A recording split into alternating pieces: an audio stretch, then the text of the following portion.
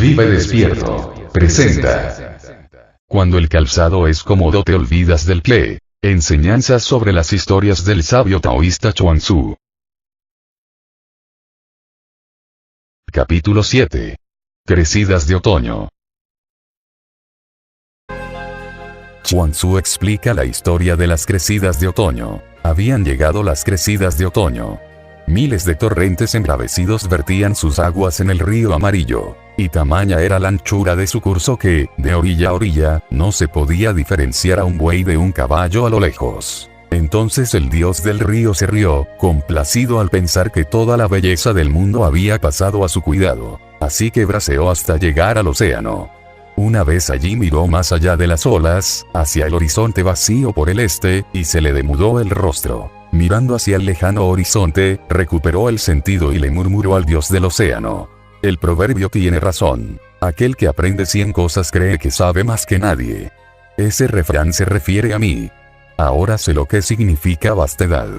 El dios del océano le contestó: ¿puedes explicarle el mar a una rana que vive en un pozo? ¿O explicarle lo que es el hielo a una libélula estival? ¿Y acaso puedes hablarle del Tao a un doctor en filosofía? La vida es experiencia, no teoría. No necesita de ninguna explicación. Está ahí, con toda su gloria, para ser vivida, disfrutada, gozada. No es una adivinanza, es un misterio. Una adivinanza es algo que puede ser resuelto, un misterio es algo que nunca puede ser resuelto. Un misterio es algo con lo que te haces uno. Puedes disolverte en él, puedes fundirte en él. Tú mismo puedes convertirte en misterioso. Esa es la diferencia entre filosofía y religión. La filosofía considera la vida como una adivinanza. Hay que solucionarla, hallar explicaciones, teorías, doctrinas. La filosofía imagina que tiene que existir una explicación, una respuesta, que la vida es un interrogante y que uno tiene que esforzarse para descubrir la respuesta. Claro que si uno se toma la vida como un interrogante, entonces el esfuerzo se torna intelectual. La presunción de que la vida es una pregunta abierta nos lleva a realizar esfuerzos intelectuales cada vez mayores, y al tener que buscar una respuesta, hay que decidirse a favor de una teoría. La religión dice que tomarse la vida como una pregunta es básicamente una falsedad. No es una pregunta, está aquí, sin ningún signo de interrogación. Es un secreto abierto, una invitación. Hay que convertirse en un huésped, hay que vivirla, trasladarse a ella. Está preparada y es acogedora. No luchéis contra ella. No es una pregunta, no tratéis de resolverla. No es un acertijo.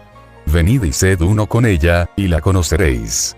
Y ese conocer provendrá de vuestra totalidad, no del intelecto. El intelecto es un esfuerzo parcial, y la vida necesita de la totalidad, fluir con ella, ser tan uno con ella que no se sepa qué es qué, que no se sienta dónde acaba uno y dónde empieza la vida. La vida entera se convierte en ti, y tú entero te conviertes en vida. Eso es la salvación. No es una solución, es una salvación. Eso es lo que los hinduistas han llamado moksha. No es una teoría, una conclusión, es una manera totalmente diferente de vivir con existencia. No es producto de la cabeza. En realidad, vives sin cabeza, pierdes de vista toda distinción. La periferia se disuelve, eres como una gota en el océano. Pierdes tus límites y ganas los cósmicos, que son infinitos. Lo primero que hay que comprender es que no hay que tomarse la vida como una pregunta. A la que se la toma como una pregunta, uno está destinado a tener problemas. Ya estaremos caminando por el sendero equivocado, que nos acabará llevando a un callejón sin salida. Nos atascaremos en algún lugar, en alguna teoría. Todo el mundo está atrapado en la teoría, y cuando eso sucede resulta muy difícil dejarla ir. Abandonarla. Os aferráis a ella porque la pregunta os asusta. Al menos una teoría es un consuelo, al menos sentís que sabéis. No sabéis. La mente no puede saber, la mente solo puede teorizar. Puede ir dando vueltas a las palabras cada vez más deprisa. Puede jugar con las palabras, organizarlas, pero todo se reduce a interpretaciones, nada es la cosa en sí, solo la propia interpretación. Es como un mapa. ¿Veis el mapa de la India? Pues podéis ir por ahí cargando con el mapa, podéis pensar que lleváis la India en el bolsillo, pero el mapa no es el país. Podéis tener una teoría acerca de una rosa, sobre lo que es una rosa. Incluso podéis tener una fotografía de la rosa, pero esa fotografía solo es una fotografía, no tiene en sí nada de lo que es el fenómeno vivo de la rosa. Mirad a un niño, todavía carece de mente. Abre sus ojos y mira al mundo. Llevadle la rosa. No conoce el nombre, no puede etiquetarla, ni categorizarla, ni decir qué es. No obstante, la rosa está ahí, su color inunda al niño, la belleza de la rosa lo rodea, la fragancia alcanza su corazón. No sabe lo que es, pero experimenta un momento vivo. Entonces le decís, es una rosa, y la experiencia nunca volverá a ser la misma. Nunca más podrá experimentar el misterio de la rosa. Ahora bien, siempre que tenga una rosa delante, dirá, es una rosa. Ahora cargará con la palabra. Le habéis empobrecido, y era tan rico. La rosa estaba ahí y él solo podía vivirla, no había otra manera de describirla, de definirla. Una rosa es una rosa. No podéis decir que es esto o lo otro. El niño estaba silencioso, la mente no funcionaba, la mente estaba ausente, no había barrera. El corazón de la rosa se fundió con el del niño, y el del niño con el de la rosa. El niño ni siquiera podía decir dónde acababa él y comenzaba la rosa, dónde finalizaba la rosa y empezaba él. No había frontera alguna. En ese momento de asombro fueron uno. Durante un instante dejaron de ser dos. Tuvo lugar un momento de unidad. Pero le dijisteis, es una rosa. Ya no volverá a tener esa experiencia. En el momento en que aparezca la rosa, la mente dirá, es una rosa. El misterio se habrá perdido. Ahora habrá una respuesta, ahora el niño sabe. Vaya un absurdo. Ahora diréis que el niño crece en conocimiento, pero resulta que es justamente al contrario. Antes de decirle qué era que, el niño sabía, pero lo sabía con su totalidad. No era conocimiento, era experiencia. Pero entonces creías que era un ignorante. Ahora creéis que sabe porque carga con una palabra en su mente. La palabra rosa no es ninguna rosa, la palabra Dios no es Dios, la palabra amor no es amor. Pero vamos acumulando esas palabras.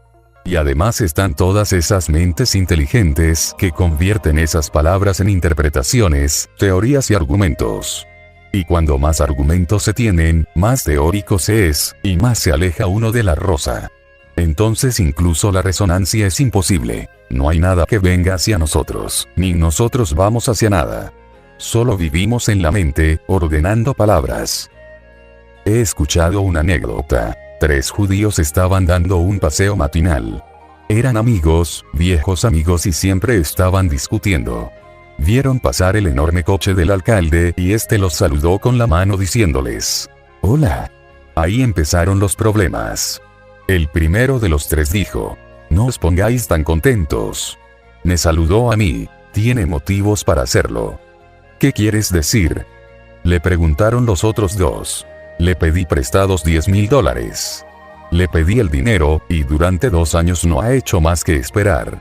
Así que tiene que saludarme», explicó el primero. «Estás equivocado.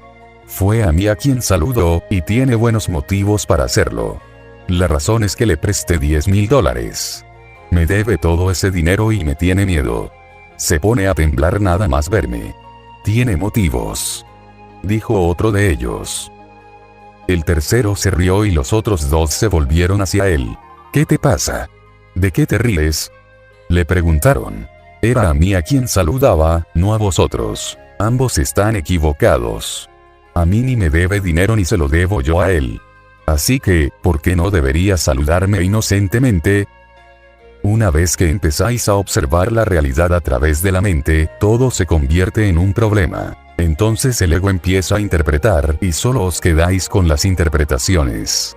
Podéis conseguir pruebas que las demuestren, incluso puede que parezcan muy razonables, pero solo os lo parecerán a vosotros, a nadie más, porque esas interpretaciones serán producto de vuestro ego. Y cada vez os aferraréis más y más a vuestras interpretaciones porque habréis invertido mucho en ellas. Si alguien dice algo contra el cristianismo, siempre hay un cristiano que se siente herido. Si es en contra del hinduismo, entonces es un hinduista el que se ofende. ¿Por qué? Si de verdad buscadores de la verdad, como afirma ser la gente religiosa, ¿por qué deberían sentirse heridos? Deberían indagar acerca de ello, tal vez el otro tenga razón. No es cuestión de si el hinduismo tiene razón o está equivocado, es cuestión de si sois vosotros los que tenéis razón o no. ¿Cómo podéis estar equivocados? Si lo estuvieseis, vuestra imagen empezaría a tambalearse. No, no podéis equivocaros. Entonces empezáis a pelearos y a discutir por cosas niñas. Pero la auténtica lucha, la base de toda la lucha, es que estáis luchando contra la vida. Con vuestras respuestas tratáis de conquistar la vida. Con vuestras teorías intentáis manipularla. Y pensáis que si sabéis la teoría, entonces seréis el dueño y señor. Con el conocimiento no hacéis más que reforzar el ego. Así que si alguien dice que a través de la mente no hay conocimiento, el ego se hace el sordo. Nunca escucha porque escuchar es peligroso. La mente dice, esa también es una teoría. La mente dice, la antifilosofía también es una filosofía. Chuang Tzu también es un filósofo. Entonces todo os cuadra y volvéis a vuestras interpretaciones. Pero recordad, Chuang Tzu no es un filósofo, ni yo tampoco. La filosofía es una actitud frente a la vida. Actitud quiere decir elección, y elegir es ser fragmentario. Un místico nunca elige. Observa el todo sin realizar elección alguna. No se convierte en un elector. Si elegís, entonces surge un problema inmediatamente porque la vida es contradictoria. La vida existe a través de las contradicciones, y es una maravilla observar cómo la vida consigue lo imposible. La noche y el día existen como vecinos. Bueno, en realidad no es como vecinos, sino que el día se funde en la noche y se convierte en noche. La noche a su vez vuelve a fundirse en el día y se convierte en día. Amor y odio existen juntos. El amor se funde y se convierte en odio. El odio se funde y se transforma en amor. Vida y muerte existen juntos. La vida no hace más que fundirse en la muerte y la muerte de nuevo en la vida. La existencia es contradictoria, pero existe una profunda armonía entre las polaridades opuestas. Para la mente eso resulta imposible, no puede ser. ¿Cómo es posible que los opuestos coexistan? ¿Cómo puede haber armonía entre vida y muerte? ¿Entre amor y odio? La mente dice, el amor nunca es odio ni el odio amor. La mente dice, A es A y B es B, y A nunca puede ser B. La mente es lógica y la vida es contradictoria. Por eso nunca se encuentran. Así que si decís que este hombre es bueno, nunca creeréis que este hombre también es malo. Pero así es la vida. El pecador existe en el santo y el santo en el pecador. Solo la lógica es así de precisa, con límites bien definidos. La vida no es tan precisa, se mueve hacia lo opuesto. Solo tenéis que mirar. Podéis ser santos en este momento y pecadores al siguiente. ¿Dónde está el problema para la vida? Se puede ser un pecador en este momento y en el siguiente elevarse por encima y convertirse en un santo. ¿Dónde está el problema? Fijaros en el fenómeno interno, en cómo las cosas se funden en su opuesto, en cómo coexisten los opuestos. Sois felices, felices como flores, como estrellas y de repente os entristecéis. Vamos a ver. ¿Está esa tristeza separada de vuestra felicidad? ¿Quién estaba feliz y quién está triste? ¿Es que hay dos personas en vuestro interior o es la misma persona que tiene humores diferentes? Es la misma energía, que no cesa de moverse, a veces es triste y a veces alegre. Si se comprende, entonces no se crea una contradicción entre ambos.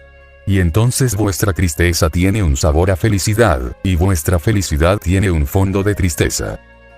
Si un Buda está triste, veréis que en su tristeza hay un algo de gozoso, observaréis una corriente subterránea de compasión. Su tristeza es hermosa. Y si un Buda está contento y observáis atentamente, sentiréis que en su felicidad hay un fondo de tristeza. Su felicidad no es superficial. Con vosotros el problema es que siempre que sois felices lo sois de manera superficial, pero cuando estáis tristes entonces se trata de una tristeza profunda, nada superficial. Por eso la risa tiene un eco de superficialidad. Si os reís, parece que solo lo haces en la periferia, pero cuando lloráis, lo hacéis de corazón. Fingir la risa resulta fácil, pero resulta más difícil fingir que se llora. Las lágrimas son difíciles de fingir. Si no salen por sí mismas, resulta imposible provocarlas. Las sonrisas se pueden forzar, pero las lágrimas no. Cuanto más se fuerzan menos aparecen, más secos se quedan los ojos. Vuestra tristeza tiene profundidad, pero vuestra risa es superficial. Pero cuando el Buda ríe, lo hace tan profundamente como cuando llora. Y cuando llora, llora de manera tan hermosa como vosotros sonreís. Las contradicciones han perdido su antagonismo, se han hecho uno. Por eso resulta difícil entender al Buda, porque es tan contradictorio como la existencia misma. Es un dislate, y por eso es ahora un misterio en sí mismo. Una persona religiosa anda en busca de la verdad. Un filósofo busca interpretaciones. He oído que en una ocasión, en un grupo de debate que tenía lugar en un club masculino, 3 profesores de filosofía discutían acerca de qué es lo más hermoso en una mujer. Uno de ellos dijo: los ojos. Los ojos lo tienen todo en una mujer, son la parte más hermosa del cuerpo femenino. No estoy de acuerdo. La parte más hermosa del rostro y cuerpo femenino es el cabello, ya que les confiere belleza y misterio, aseguró el segundo. Y el tercero dijo: no estoy de acuerdo con vosotros. Ambos estáis equivocados. Son las piernas, la manera en que una mujer camina, las curvas de las piernas, la rotundidad de sus piernas, lo que la confiere la belleza femenina. Una mujer, una anciana, que escuchaba muy seria, levantó la nariz y dijo: creo que es mejor que salga de aquí antes de que uno de vosotros diga la verdad. Una mujer no es un filósofo, no tiene teorías, pero sabe.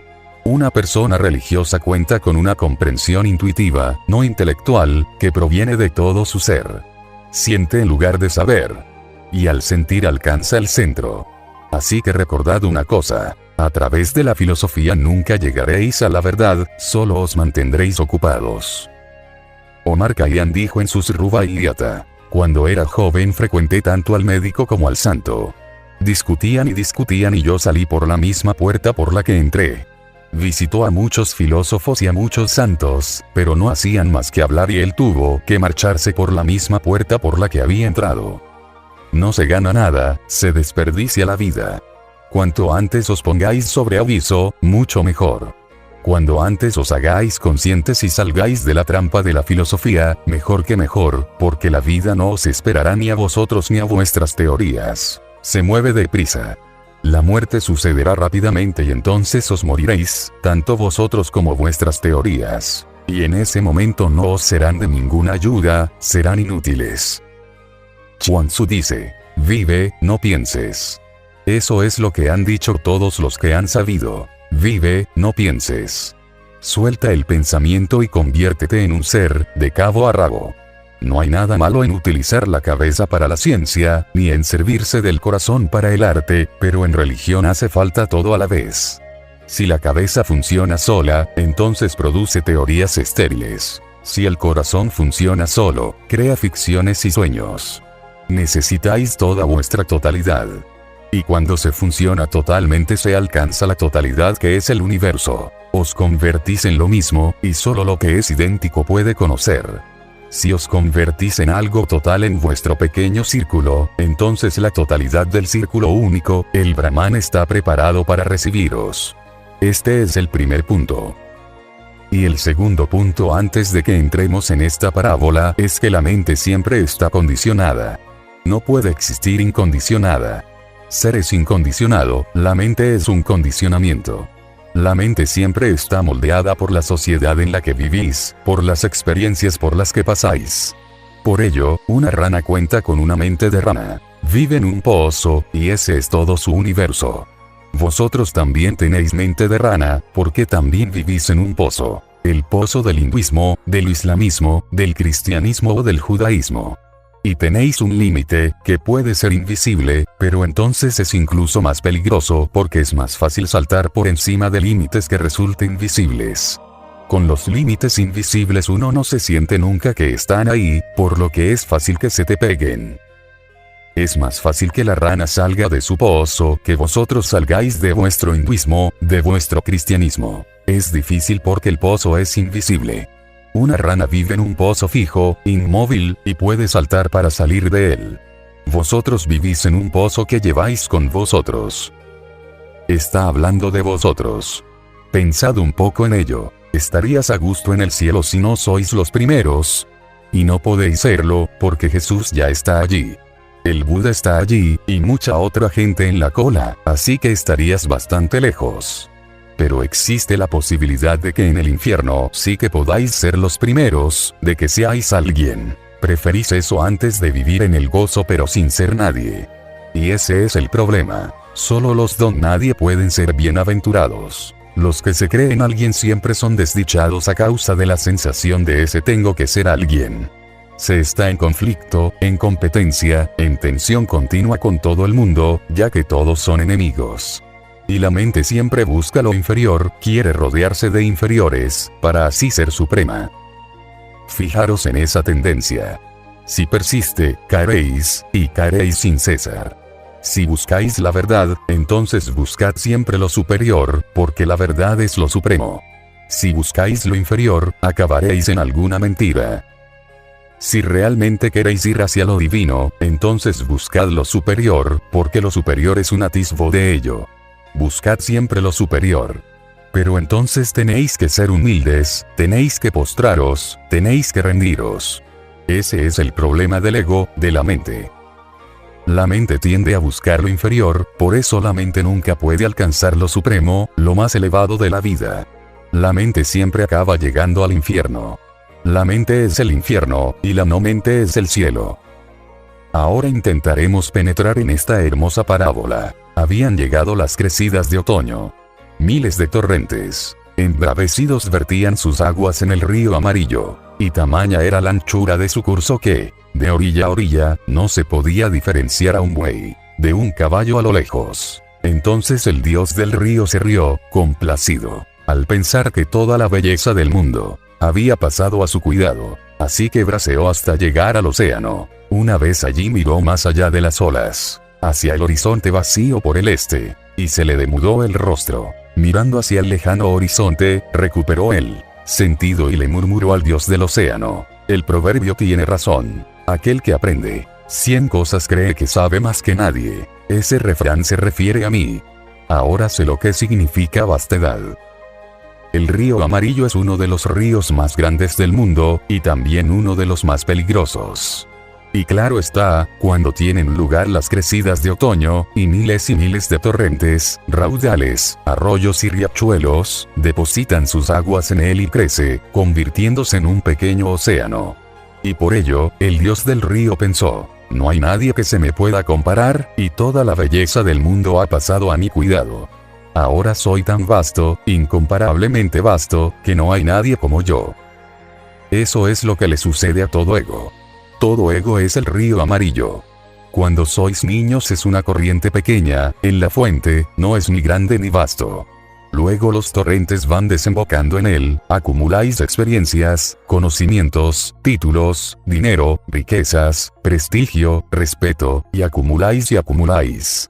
Son miles los torrentes que depositan sus aguas y el río cada vez crece más, haciéndose más y más vasto, cada vez más grande. Esa es la crecida de otoño que llega cuando sois jóvenes, cuando creéis que nadie puede compararse con vosotros, que sois incomparables. Entonces estáis llenos de ego, hinchados. Y entonces el ego piensa: toda la belleza del mundo ha pasado a estar a mi cuidado. Preguntadle a cualquiera. Diga lo que diga, no lo escudéis. Limitaros a observar la manera en que lo dice. Puede que diga que es humilde, pero mirad en sus ojos. En realidad está diciendo: soy el más humilde, nadie puede comparárseme. Puede que diga que no es tan hermoso como otros, pero fijaros, está esperando a que le contradigáis, a que afirméis: no, estás equivocado. Pero si asentís, diciendo: sí, tienes razón, entonces os habréis hecho un enemigo más. Estaba siendo diplomático. Lo que en realidad quería decir era otra cosa, pero quería escucharlo de vuestros labios. De joven todo el mundo anda crecido, y toda la perspectiva está teñida y coloreada por el ego. El andar, la manera de hablar, comportarse y relacionarse está teñido, coloreado por el ego. Y claro, eso atrae mucha miseria, porque uno se cree lo que no se es, y se empieza a creer en la sombra. Al cabo de poco tiempo, la crecida retrocede, el otoño no dura para siempre. Al envejecer los torrentes ya no desembocan en vosotros, los arroyos se secan, aparecen las riberas, llega el verano, y el inmenso río amarillo se convierte en un riachuelo. Incluso podéis llegar a convertiros en un lecho seco, lleno únicamente de arena. Sucede en la vejez. Y entonces uno se siente muy irritable, estafado, como si la existencia te hubiese engañado. Nadie ha engañado a nadie. Lo único que ha ocurrido es que uno mismo se ha magnificado tontamente. El propio ego es el que ha creado todo el problema, y ahora uno se siente engañado. Es imposible encontrar un hombre anciano y feliz. Si encontráis uno, vivid con él, porque eso significa que es sabio. Es fácil encontrar jóvenes felices. Pero si podéis hallar un anciano feliz, eso es realmente difícil. Cuando llega el verano y desparece la crecida otoñal y un anciano se siente feliz, es que sabe algo más. Es que ha hallado alguna fuente de eternidad. Cuando se es joven uno no puede estarse quieto, pero eso no significa nada, es la crecida. Pero cuando se es viejo y todo ha retrocedido, y no hay nadie que ni siquiera se acuerde de ti, nadie se preocupa por ti. Estás arrinconado, apartado, tirado a un lado como si fueses basura y si a pesar de ello eres feliz. El Buda dijo que cuando hallásemos a un anciano feliz como un joven, es que hay algo más de lo que se ve en la superficie, hay que hacerle una reverencia, escucharlo y aprender de él. En India existía la tradición de que cuando se hallaba a un anciano feliz, bailando, se le convertía en maestro. Se trasladaba al bosque y creaba una pequeña universidad a su alrededor, una gurukul, el hogar del maestro, y los discípulos empezaban a llegar procedentes de todo el país. En India nunca hemos convertido en maestro a un joven, solo puede serlo un anciano, y así está bien. Puede haber alguna excepción, pero eso es lo que ocurre en general. Solo un anciano puede ser maestro, uno que haya pasado por todas las estaciones de la vida, que sea experimentado y, no obstante, feliz y gozoso. Ser feliz con la crecida no tiene nada de especial, es normal, pero ser feliz y sentirse extático cuando el cauce está casi seco, cuando solo queda arena, cuando el cuerpo es un pingajo. Sentirse vivo en la cumbre de la vida y bailar no tiene nada de particular. Pero cuando se acerca la muerte y te acercas a ella bailando, entonces sí que quiere decir algo. Entonces sucedió algo excepcional, lo extraordinario ha penetrado en el mundo de lo ordinario, y con ello lo divino. Si sois felices porque sois jóvenes, no seréis felices durante mucho tiempo y vuestra felicidad saltará en pedazos, y si podéis haceros conscientes de ello antes de que salte por los aires, mejor que mejor. Esa es la belleza. Si podéis estar tristes mientras sois jóvenes, entonces al ser viejos seréis felices. Si no, estaréis tristes, porque eso no es más que una crecida. Si lo observáis, os daréis cuenta de que no sois vosotros. Son los miles de torrentes que desembocan en vosotros los que os dan la impresión de vastedad. Pero al cabo de poco tiempo, eso que se os ha dado os será retirado, y si podéis ser felices cuando os lo quiten todo, solo entonces comprobaréis si vuestra felicidad es inquebrantable. Entonces vuestra felicidad se convertirá en beatitud. Esa es la diferencia entre felicidad y beatitud. La felicidad depende de otros, de los miles de torrentes que desembocan en uno. En la beatitud, el gozo depende de vosotros, es independiente. No hay ninguna condición de satisfacer, es incondicional. Es simplemente en vosotros. Carece de causalidad, no hay nada que la cause. Si os sentís felices con vuestra chica, con vuestro chico, con vuestro amante, entonces hay alguien que causa esa felicidad. No pasará mucho tiempo antes de que desaparezca, porque se trata de la crecida otoñal. Las estaciones cambian, la rueda de la vida continúa girando, desaparecerá. Lo que es causado no puede durar para siempre. Lo inintencionado puede ser para siempre, recordadlo siempre que seáis felices. Recordad, ¿es algo incausado o causado? Si ha sido causado, entonces es mejor estar triste, porque va a desaparecer. Ya está sucediendo, ya os ha dejado, y más tarde o más temprano os daréis cuenta de que se ha ido, porque la causalidad es parte del mundo que fluye, de este mundo ensoñado que los hinduistas han llamado Maya, la ilusión que prosigue como un sueño.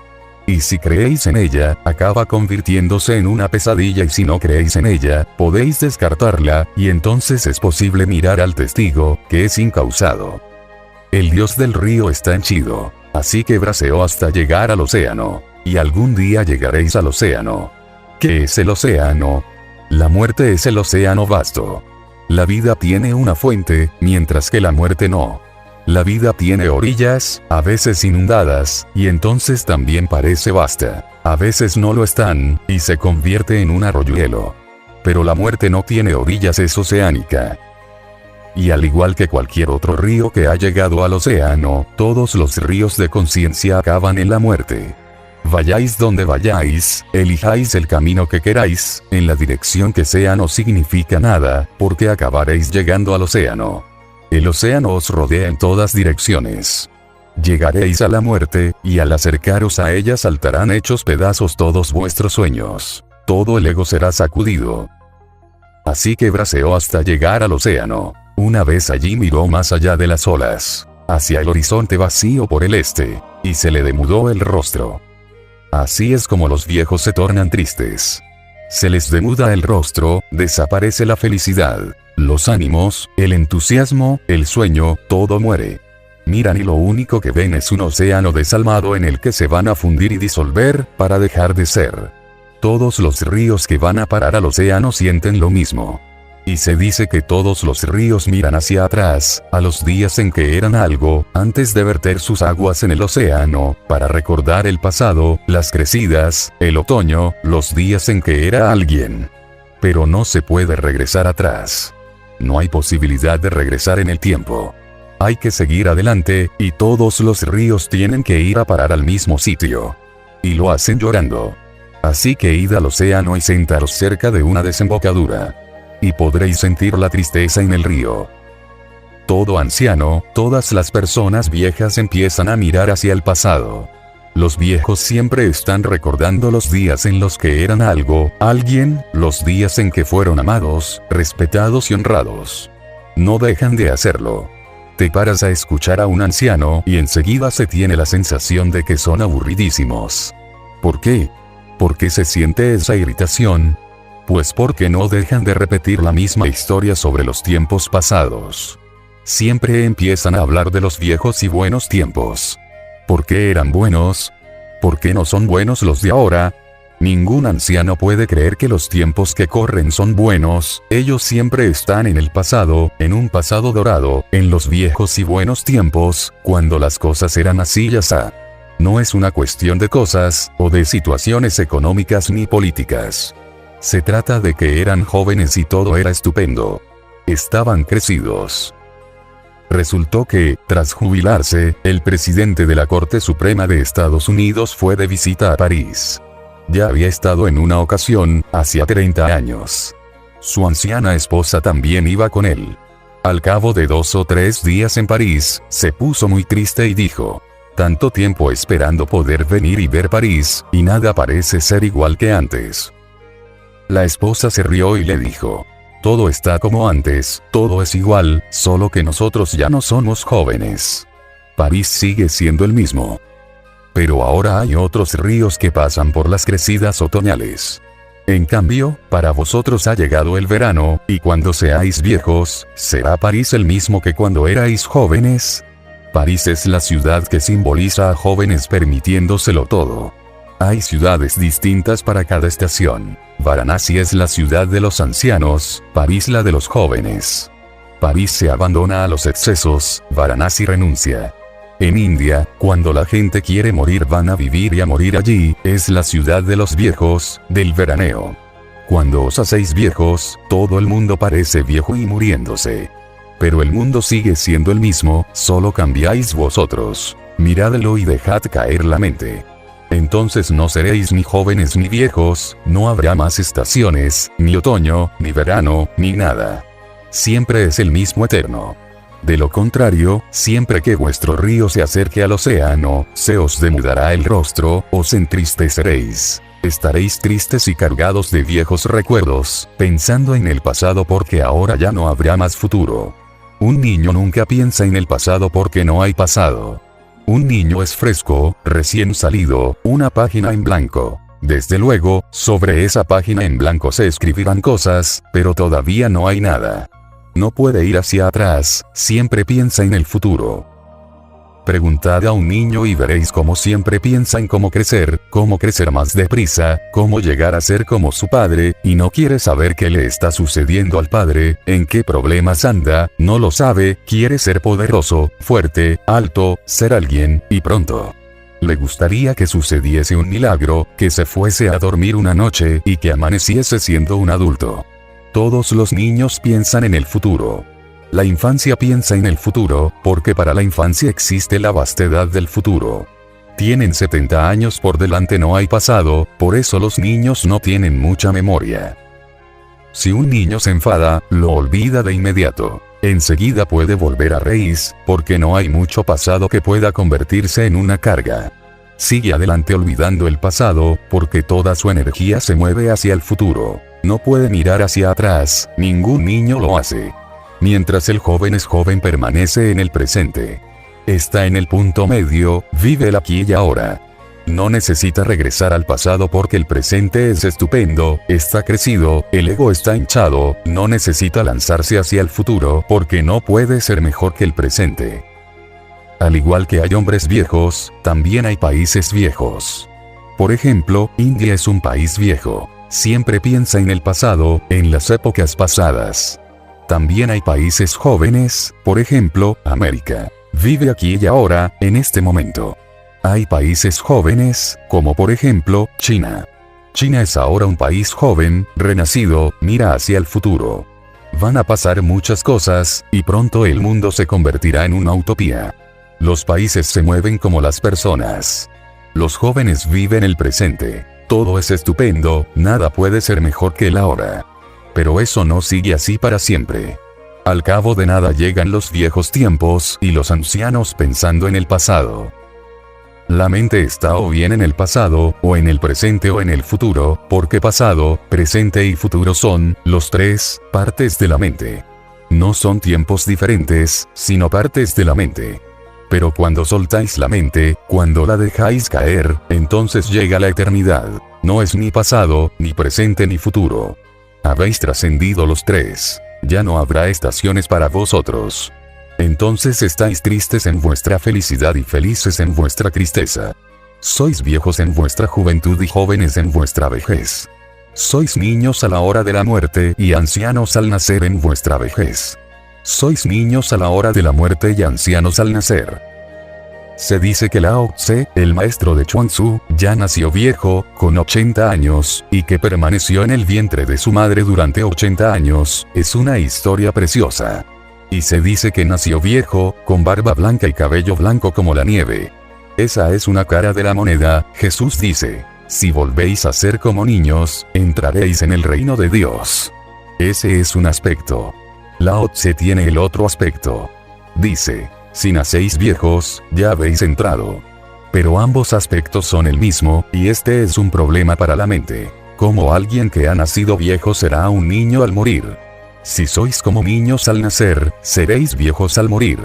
Así que o convertiros en viejos al nacer, lo cual es difícil, muy difícil, aunque existen métodos, o bien morid y convertíos en niños. Pero ambas cosas están relacionadas, porque la vida y la muerte son un círculo. Cuando morís aquí, nacéis en otro sitio. Si podéis morir aquí como niños, frescos, livianos, inocentes, naceréis viejos. Porque seréis tan experimentados, tan sabios, que seréis viejos. Eso es lo que significa ser sabio desde el primer momento.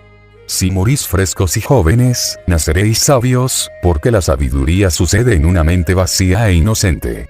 Y si nacéis sabios y viejos, no tendréis que seguir la locura cotidiana a la que todo el mundo se ve abocado, y permaneceréis frescos, sabios. Entonces no habrá muerte. Así que un hombre sabio solo nace una vez. Todas las vidas restantes solo son preparativos. Solo puede regresar una vez antes de fundirse finalmente en el universo. Viene en una ocasión, antes de su nirvana. Si morís siendo casi un niño, volveréis a nacer una vez más, pero lo haréis como anciano. Seréis sabios desde el primer día y ya no habrá más nacimientos. Entonces alcanzaréis lo no nacido e imperecedero. Mirando hacia el lejano horizonte, recuperó el sentido y le murmuró al dios del océano. El proverbio tiene razón. Aquel que aprende 100 cosas cree que sabe más que nadie. Ese refrán se refiere a mí. Ahora sé lo que significa vastedad. Solo al alcanzar lo superior, al convertirse en un hombre del Tao, solo entonces se puede alcanzar lo que significa ser sabio, lo que quiere decir ser inteligente, lo que significa ser maduro, y lo que denota vastedad, lo que significa ser realmente consciente total, integrado. Solo cuando se está frente a una persona iluminada, se siente lo que significa estar aquí. Antes, os movías en las sombras. Nunca habías salido a la luz del sol, nunca caminasteis bajo el cielo. Vivías en cuevas oscuras, en las cuevas del ego. El dios del océano le contestó. ¿Puedes explicarle el mar a una rana que vive en un pozo? Es imposible, porque los lenguajes son diferentes. La rana en el pozo habla el lenguaje del pozo. Ya debéis conocer esta historia. En una ocasión, una rana del océano llegó junto a un pozo y saltó a su interior. Hizo amistad con la rana del pozo, y ésta le preguntó: ¿de dónde vienes? Del océano. ¿Es más grande que este pozo? Preguntó la rana del pozo con la mirada cargada de sospecha. ¿Cómo podría haber algo más grande que este pozo donde vivía? La rana oceánica se rió y dijo: es difícil decirlo porque no tengo con qué medirlo. Te daré alguna medida a ver si puedes, dijo la del pozo. Saltó un cuarto del pozo y otro cuarto a través, y preguntó: ¿es así de grande? No, dijo riendo la rana oceánica. Saltó la mitad del pozo y preguntó: ¿es así de grande? No, volvió a decir la otra rana. Entonces saltó todo el pozo, entero, y dijo: ahora no puedes decir que no. Puede que te sientas herida, y no quiero resultar ofensiva, pero la respuesta sigue siendo no, respondió la rana del océano. Lárgate de aquí, mentirosa. No hay nada más grande que este pozo. Siempre que dudéis, es que sois la rana del pozo. Nada puede ser más grande que vosotros, ni más alto, ni más divino, ni más santo. No. Por eso vais rechazando Budas y Cristos. Tenéis que hacerlo, porque ellos llegan del océano. Traen con ellos un mensaje acerca de lo inconmensurable, y vosotros solo contáis con vuestros trucos para contar. No debéis mostraros duros con la rana del pozo porque ¿qué otra cosa puede hacer? Solo podéis mostrar compasión. No podéis ser demasiado duros, porque su pozo es todo lo que conoce. Nunca ha estado en el océano, ¿cómo podría concebirlo? Esa es la compasión de los Budas. Vais por ahí dudando de ellos y ellos siguen ofreciendo su compasión, porque saben, ¿qué podéis hacer vosotros? Lleváis demasiado tiempo viviendo en un pozo. Una rana de pozo también puede mirar hacia el cielo, pero el cielo que ve también está rodeado por la boca de un pozo, es solo un agujero. Ni siquiera el cielo es más grande que un pozo, porque desconoce que un pozo solo es una ventana y que el cielo no está fijado a la ventana. Pero vosotros estáis de pie tras la ventana. Y el mismo marco de la ventana se convierte en el de vuestro cielo, y pensáis, el cielo es igual que mi ventana. Así es como piensa todo el mundo. Y los Budas no pueden sino ser compasivos. Jesús murió en la cruz y todavía dijo: Padre, perdónalos porque no saben lo que hacen. Eso es lo que hace la rana del pozo. Y la del océano debe de haber rogado desde lo más profundo de su corazón: Señor, perdona a esta rana porque no sabe ni lo que hace ni lo que dice. Y lo que está diciendo es: lárgate de aquí, mentirosa. No vas a engañarme, debes haber pensado que me engañarías. No puedo creer algo tan absurdo. ¿Cómo va a existir algo más grande que este pozo? El dios del océano le contestó: ¿puedes explicarle el mar a una rana que vive en un pozo? Por eso los Budas no hablan acerca de lo que saben. Es imposible comunicarlo. Es incomunicable porque los lenguajes son diferentes, contáis con pautas lingüísticas distintas. Utilizando la pauta lingüística de la rana, habrá que meter al océano en un pozo, pero el océano no entra, así que todo acaba pareciendo falso. Por eso los Budas dicen: digamos lo que digamos, al decirlo, se convierte en falso. Dice Lao Tse: La verdad no puede decirse, y lo que puede decirse deja de ser verdad. Ese es el problema, no la verdad. Vosotros mismos sois el problema, y vuestro lenguaje de pozo es el problema, no la verdad. La verdad puede ser expresada, pero para hablar de ella se necesitan dos Budas. Y esos dos Budas no necesitan hablar de ella porque cuando están juntos no les es necesario decir nada, es algo que transpiran. Ellos son la verdad, no hay necesidad de hablar. Y el problema surge siempre que existe la necesidad de hablar. ¿Puedes explicarle el mar a una rana que vive en un pozo? ¿O explicarle lo que es el hielo a una libélula estival? La libélula vive en el fuego. ¿Cómo explicarle el hielo a una libélula? Nunca lo ha conocido, el hielo es algo inexistente para ella. El fuego es su mundo. Podéis hablarle del fuego, pero no del hielo. No podéis ir por ahí diciendo que hay cosas frías como el hielo. La libélula no os creería porque para ella todo es fuego. Os pueden explicar la beatitud a vosotros que vivís en el fuego de la miseria y de dukkha. Os pueden explicar la beatitud a vosotros que vivís en la angustia, que sois libélulas. ¿Cómo podéis comprender la frescura de un Buda? No podéis. ¿Cómo podéis entender que en la cabeza de un Buda no hay pensamientos en movimiento, que no hay nubes? No tienes ni idea, ni siquiera habéis tenido una vislumbre, ni por un solo minuto se ha parado en vosotros el proceso de pensamiento. Vuestra cabeza es una multitud enloquecida. ¿Cómo podéis creeros que un Buda simplemente se sienta sin pensamientos en su cabeza? Es inconcebible. Vosotros vivís ardiendo en el fuego. El Buda vive en un mundo frío, muy frío. Y entre el hielo y el fuego no hay puente alguno. A menos que os vayáis enfriando cada vez más y podáis finalmente comprender. El Buda puede comunicarse solo cuando os hacéis más silenciosos y fríos. Si no, nada llega. ¿Y acaso puedes hablarle del Tao a un doctor en filosofía? Imposible. Pero os diré que en ocasiones es posible hablarle del mar a una rana de pozo, y del hielo a una libélula, pero imposible hablarle de la verdad a un filósofo, a un doctor en filosofía. ¿Por qué? Porque por muy pequeño que pueda ser el pozo, sigue siendo parte del océano, al menos el agua lo es. Y por muy opuesto que el fuego pueda parecer del hielo, hay grados del mismo fenómeno. Frío y calor no son dos cosas, sino la misma energía. La energía se convierte en calor, y la misma energía luego se transforma en frío. La energía es la misma, solo difiere en los grados. Por eso con un solo fenómeno se puede medir tanto el calor como el frío, porque la energía es la misma. ¿Cuándo se convierte el frío en calor? ¿Me lo podéis decir con exactitud? ¿A qué grados el frío se hace calor? No se puede decir, depende.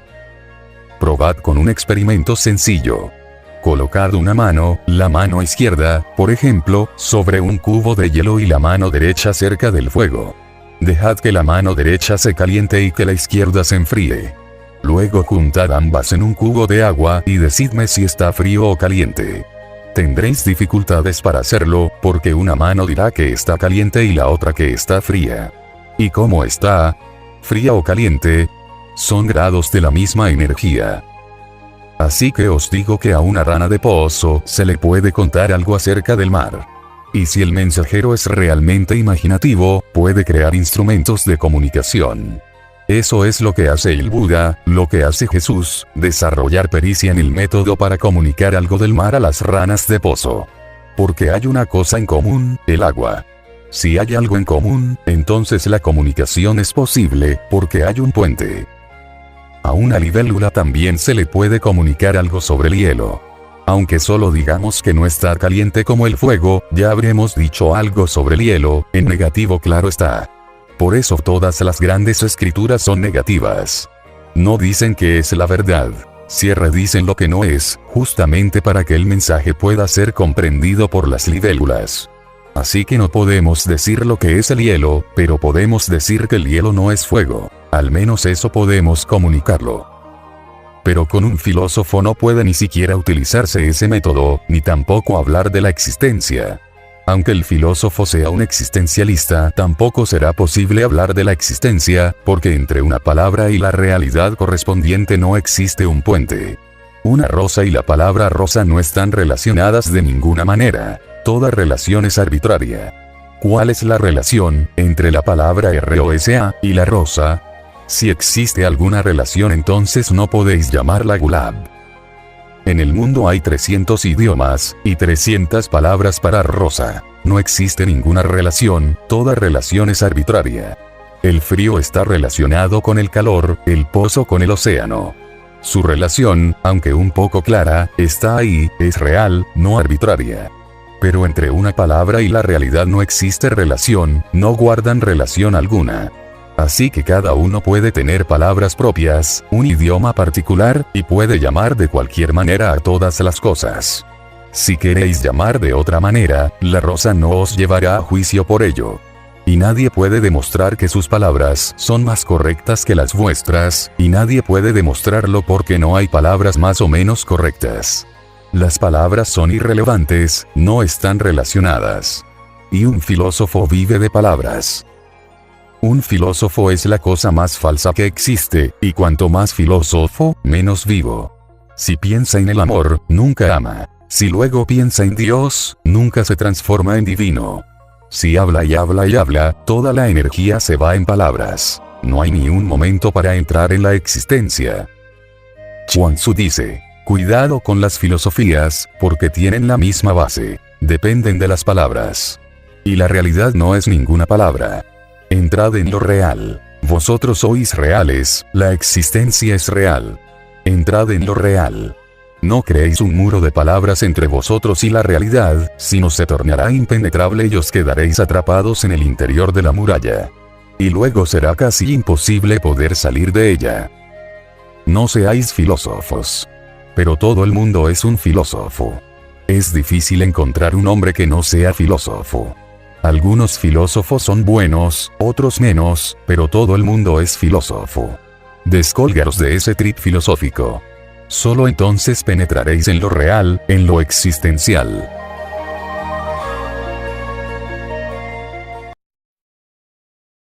Video creado por Vive Despierto.